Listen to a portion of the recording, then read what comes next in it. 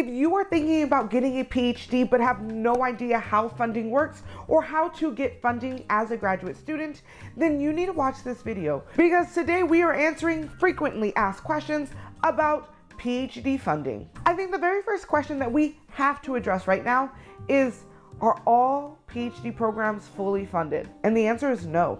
Now, I do have a video that goes into extreme detail as to what fully funded means, how to get funded, and all of that jazz. That's going to be at the end screen. But it really comes down to really simple things.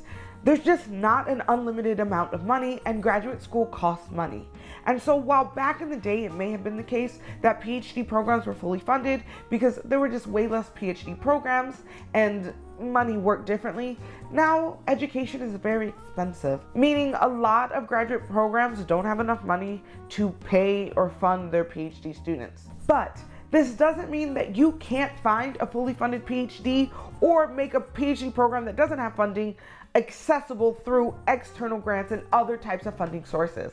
And that's why this video about fully funded is so important, because it walks you through how to do that. So the next question is, who or what determines what funding sources students receive, or if students are funded or not? So when you are a PhD student, there are a variety of different locations you can get funding. You can get it from external sources where you apply that are independent of your program or your university. You can get them internally from your university or your department, or you can get them from the government, i.e. student loans. Now, these funding sources do vary differently and have different regulations, expectations, committees, but they all have a different person that is deciding who gets funded. Meaning, if you are applying to external grants, well, the people who are deciding if you get funded or not are going to be their reviewing committee. And that's going to be based off of their criteria and their restrictions or requirements. Now, if you're looking for more internal funding sources that come from your university or your department, then more times than not, this decision is made by your department chair. Now, if you don't know who the department chair is or why they're important, I do have this video that goes into detail of who they are and their responsibilities. But generally, you can kind of imagine them as the manager of your department. And so with that responsibility, they do manage the funding and distribution of funds to almost every single person in the department. Now, for some internal grants, especially if they're university-wide, but even in your department, there still may be a reviewing committee that makes these decisions in a group. So it's not always just one person making a decision, but rather a collective of people reviewing a bunch of different applications, different profiles or student needs to try to do their best to meet the students where they are at. Now, this isn't a perfect process because, again, it's just people, and so people can have biases, but they can also make decisions that don't make sense to you, but really do help other people who may have extenuating circumstances or other realities that you're just unaware of. So while it does vary, it usually comes down to two groups of people, either your department chair or the reviewing committee of the grant that you're applying to. Can you work as a PhD student? And the answer is yes. Now, many graduate students, independent of getting stipends or grants, will have to work at some point as a PhD student. Most of the time, PhD students work at their university in academic student employee jobs. And I have videos that talk about what they are, their details, and how much they pay. But it's important to know academic student employee jobs have a lot of benefits, but are 100% managed and restricted by the university.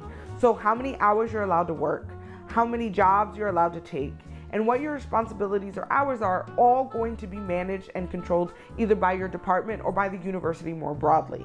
Now, again, in these videos where I talk about these jobs, they do come with benefits like tuition, like extra stipends, like certain perks and assets to the university that will be helpful.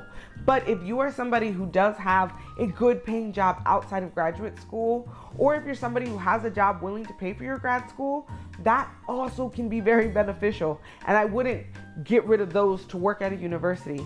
So yes, you can work. Oftentimes graduate students work at their university, but you have the ability to work outside of it. Just be careful that if you are winning grants or stipends, that your work doesn't conflict with the restrictions that come with your grant money. The next question is funding different for international students? And the answer is yes. So for most international students, you are expected to pay non-residential student tuition.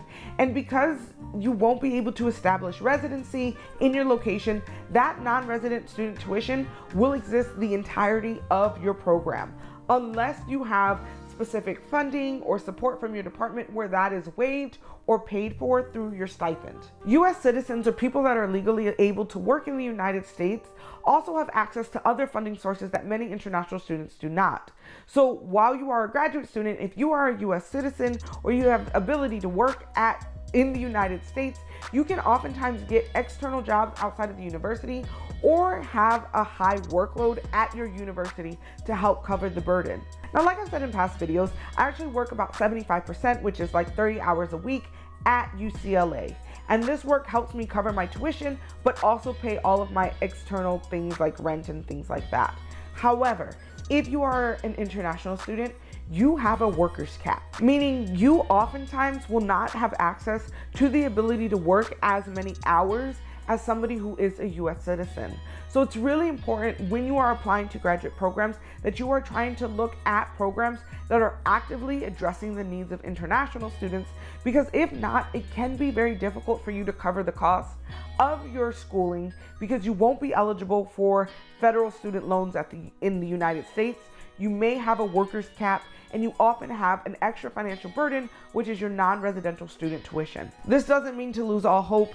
In fact, I do have a video that I need to put out very soon to help international students understand what their options are and how to better prepare for graduate school. So if that video interests you, or if you have more questions about international student graduate experience, please leave many comments below, because I have a ton of international friends that can help you, but you gotta let me know what your questions are.